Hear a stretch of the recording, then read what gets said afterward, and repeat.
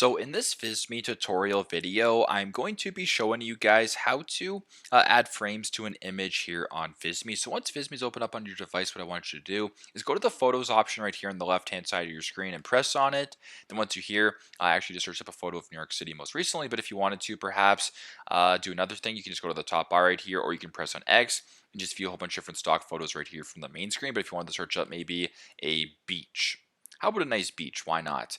So go ahead and press on this one right here. Now, if you wanted to, make a frame or add this into a frame, so perhaps change this into like a triangle or a circle or whatever, it's pretty straightforward.